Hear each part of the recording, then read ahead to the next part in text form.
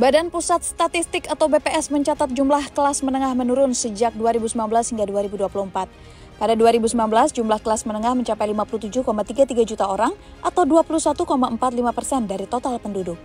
Jumlah kelas menengah terus turun menjadi 48,27 juta atau 17,44% pada 2023. Kemudian turun menjadi 47,85 juta jiwa.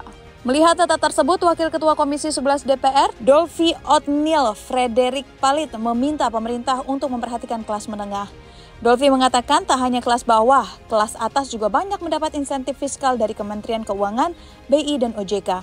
Karena itu, ia meminta penjelasan intervensi pemerintah serta alokasi anggaran untuk masing-masing kelas. Ia mengatakan jika kelas menengah tidak diperhatikan, maka bukan tidak mungkin terjadi krisis seperti pada 1998.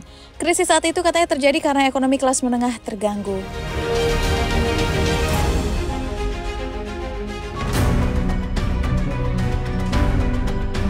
Presiden Joko Widodo meresmikan bendungan termahal yang pernah ia resmikan di Jawa Barat bernama Bendungan Leuwi Keris.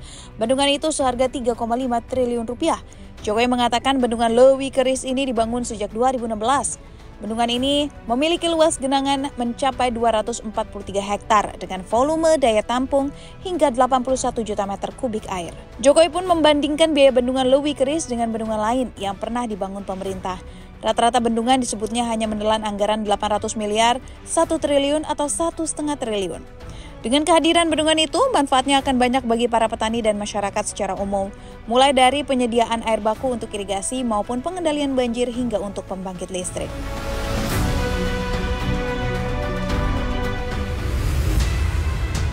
Kementerian Koordinator Kemaritiman dan Investasi mengungkapkan kerjasama ekspor listrik bersih dari Indonesia ke Singapura akan menjadi pembahasan yang cukup penting dalam gelaran Indonesia International Sustainability Forum atau ISF 2024.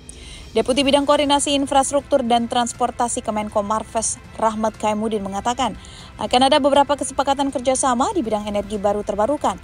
Salah satunya terkait rencana Indonesia mengekspor listrik yang berasal dari energi baru dan terbarukan. Rahmat belum dapat membeberkan secara pasti nilai kerjasama perdagangan listrik rendah karbon ini dengan Singapura. Namun yang pasti nilainya bisa mencapai miliaran dolar.